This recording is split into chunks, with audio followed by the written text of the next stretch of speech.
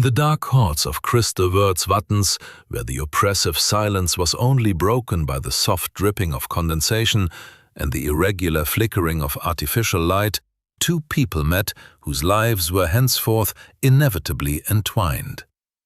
It was this Casanova from Vorarlberg who slinked through the corridors like a shabby copy of Humphrey Bogart, leaving behind his slightly greasy smile and the inimitable aura of the eternal seducer.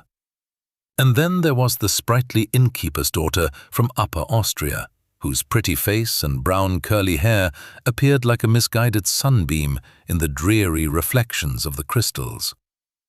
They met in a way only possible in crystal worlds, under the cold, calculating glitter of the Swarovski artworks, which were nothing more than symbols of hollow materialism. The love they found in this peculiar atmosphere was as superficial and fleeting as the shine of the crystals themselves. They quickly married, driven by an absurd romanticism that could only take shape in the minds of such failed existences. The Casanova from Vorarlberg soon moved to Upper Austria, took over the inn of his new wife's family, a desolate establishment permeated by the musty stench of failure. A son was born, an innocent victim in this play of absurdity.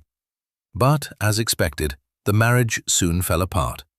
The former ladies' man fled, unable to escape the banal reality of inn life, leaving behind a wreck of a family and a bankrupt inn. 20 years later, the son, marked by the bitter history of his parents, stood once again in crystal worlds. It was as if a dark shadow of the past forced him here, to the place where everything began and where everything had to fail. Here he met an eloquent woman from Vorarlberg, who seemed to him like a fateful repetition of his parents' tragedy. But in the bleak monotony of crystal worlds, it seemed nothing but logical that he fell in love, married, and moved to Vorarlberg.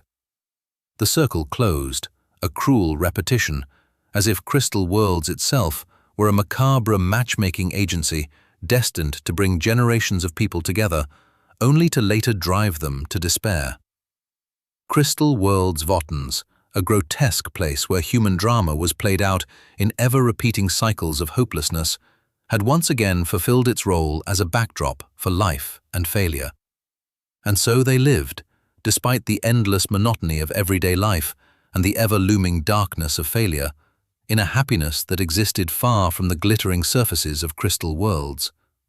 A happiness that did not rely on the dazzling works of crystals, but arose from the deep, honest connection of two souls.